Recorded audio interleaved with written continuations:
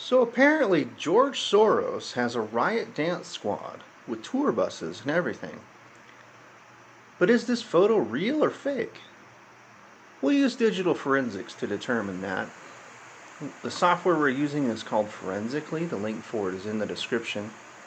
You don't have to install anything, it just works right in your web browser. Now this particular photo has been making its rounds on social media and it was brought to my attention. A lot of people wondering if it was real or if it was fake. The people thinking it's fake were basing that mostly just on the absurdity of it. But I wanted to take a look at the actual evidence, see if we could find anything to determine that using forensics. This ended up being quite the project. The first step, as always, we'll go ahead and take a look at the JPEG analysis. We see that our quality is at 81, so I'll go ahead and bump my JPEG quality and the ELA down to 81. Now this particular photo is the original that was making its rounds as it's presented. When we look at the forensics of this, we see the digital signatures. There's a lot of gray and then some blue and purples throughout the whole thing. I'll go ahead and bump my error scale up a little bit just so it's a little brighter and easier to see. We'll see that the areas of the photo in question, the text on the buses themselves, when we look at that in the ELA, they look a lot like the gray that we're seeing in the background with the trees and everything.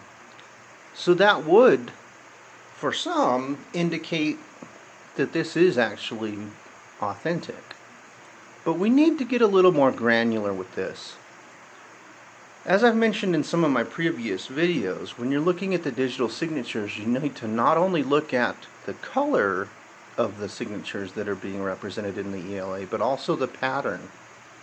And what we see when we look in the background of our trees is we see just a lot of, it looks like, the best way I can describe this pattern is when you use the spray paint tool in Microsoft Paint.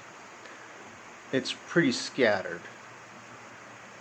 And then if we look at the area around the bus, we see some circles that don't really show up in that pattern doesn't show up in the background here.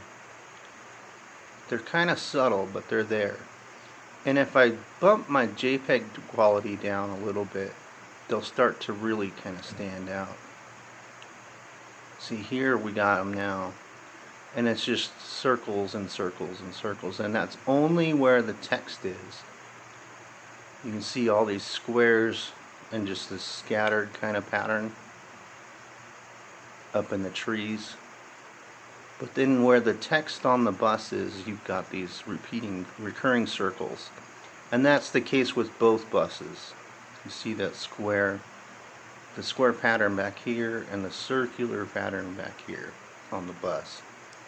So this is a really subtle find. It took me a while to discover.